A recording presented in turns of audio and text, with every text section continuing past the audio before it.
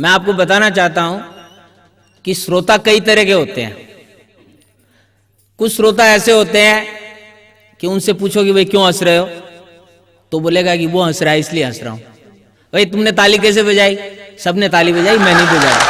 उनको कोई कविता या कोई बात नहीं समझ आती, वो सबके साथ में शामिल होते हैं। ऐसे श्रोताओं को मैं प्रणाम करता हूं और एक छोटी सी कविता मैं आपको उनके लिए सुनाता हूं। एक बार हमने भगवान राम पर एक कविता सुनाई तो एक श्रोता की आवाज आई, राम और रावण में राक्षस कौन है ये बताओ नमन भाई। मैं बोला हे लल्लू भाई, मैंने आप जैसे श्रोता को कविता सुनाई इसलिए राक्षस तो मैं हूं।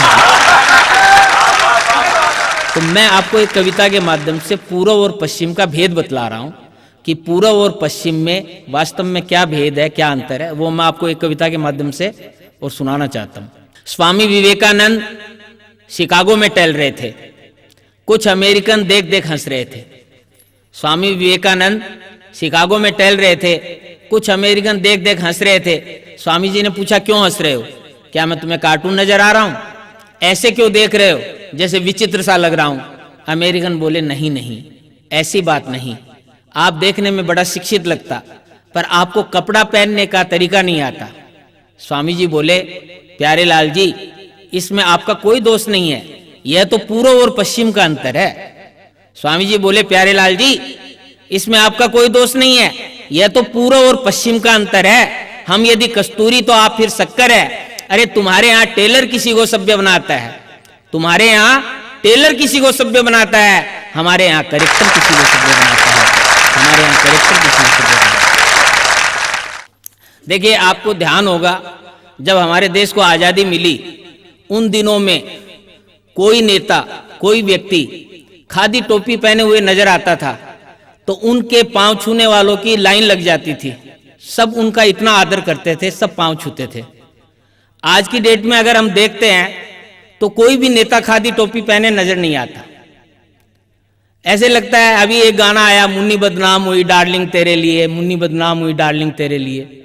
ऐसा लगता है कि खादी टोपी भी जो है नेताओं की करतूतों की वजह से बदनाम हो गई और धीरे धीरे गायब हो गई। मैंने एक कविता लिखी है, वो खादी टोपी पर लिखी है, वो मैं आपको सुनाना चाहता हूं। रेलवे कंपार्टमेंट में चल रही थी चर्चा, जीना हो गया दुर्लभ भाई, दुगना हो गया खर्चा। रेलवे कंपार्टमेंट में चल रही थी चर्चा, जीना हो गया दुर्लभ भाई, दुगना हो गया खर्चा। दुगना हो गया खर्चा, चौगने हो गए दुकानदार, 8 गुना बढ़ के हो गई देश की सरकार। लेकिन पत्ते खा खा के लोग गुजारा करते हैं, बच्चे बिलक बिलक कर बिना मौत के मरते हैं, महिलाएं निर्वस्त्र बनी घर से निकल न पाती है, लड़की बिना दहेज के बिन ब्याही रह जाती है। बाहर से ज्यादा भीतर के शत्रु बढ़ गए आड़त में, नागालैंड कहीं पर मुस्लिम लैंड बन रहे भारत में। भौतिकता की इस आंधी में मानवता है सिसक रही, इस वैज्ञानिक चमक दमक में भारत माता बिलक रही। देश के इस परिवेश के लिए कौन है जिम्मेदार? देश के इस परिवेश के लिए कौन है जिम्मेदार?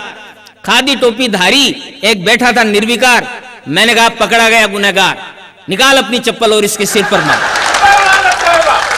इतने में एक बुजुर्ग यात्री बोला भाइयों, माना कि आप में बहुत जोश है, भाइयों माना कि आप में बहुत जोश है, लेकिन इसमें टोपी का क्या दोष है? माना कि आप में बहुत जोश है, लेकिन इसमें टोपी का क्या दोष है? दोष है उस खोपड़ी का जो टोपी के नीचे है, दोष है उस जनता का जो खोपड़ी के पीछे है।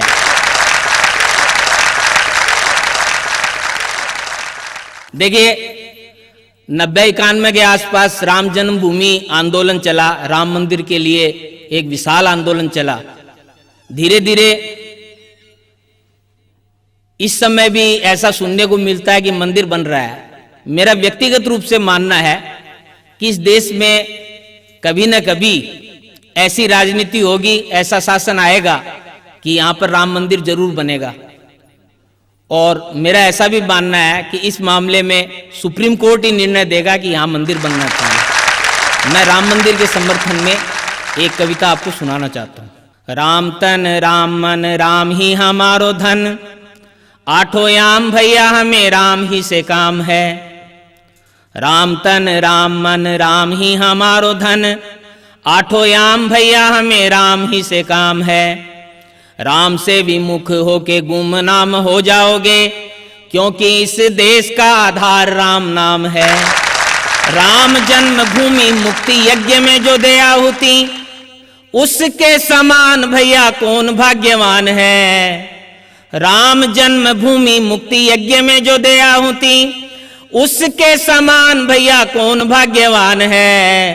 राम का विरोध जो करेगा इस भारत में, शमशान में भी नहीं उसे स्थान है। राम का विरोध जो करेगा इस भारत में, शमशान में भी नहीं उसे स्थान है। राम जिसे चाहेगा रहेगा वही भारत में, राम जिसे नहीं चाहे राम ही उठाएगा। धर्म निरपेक्षता की आड़ में मचलने वालों, तुम अब ज्यादा दिन टिक नहीं पाएगा। सत्ता के दलालों सुनो, पाकिस्तान वालों सुनो, मंदिर का निर्माण अब रुक नहीं पाएगा। सत्ता के दलालों सुनो, पाकिस्तान वालों सुनो, मंदिर का निर्माण अब रुक नहीं पाएगा। चंद्रमा टले चाहे सूरज भी टल जाए, हिंदू का विचार अब टल नहीं पाएगा।